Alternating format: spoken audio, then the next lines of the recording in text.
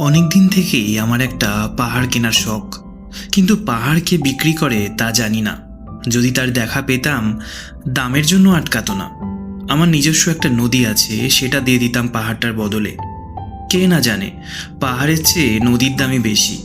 পাহাড় স্থানও নদী বহমান, তবু আমি নদীর বদলে পাহাড়টাই কিনতাম, কারণ আমি ঠকতে চাই।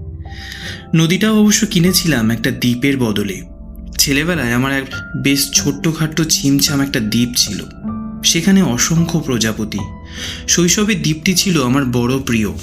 আমার যৌবনে দ্বীপটি আমার কাছে মাপে ছোট লাগলো। প্রবাহমান ছিপছিপে তন্নি নদীটি বেশ পছন্দ হলো আমার। বন্ধুরা বলল, ওইটুকু একটা দ্বীপের বিনিময়ে এত বড় একটা নদী পেয়েছিস, খুব জিতেছিস তো মাইরি। তখন জয়ের আনন্দে আমি বিহ্বল হতাম। তখন সত্যিই আমি ভালোবাসতাম নদীটিকে। নদী আমার অনেক প্রশ্নের উত্তর দিত, যেমন, বলতো আজ সন্ধেবেলা বৃষ্টি হবে কিনা। সে বলতো, আজ এখানে দক্ষিণ গরম হাওয়া। শুধু একটা ছোট্ট দ্বীপে বৃষ্টি, সে কি প্রবল বৃষ্টি, যেন একটা উৎসব। আমি সেই দ্বীপে আর যেতে পারি না।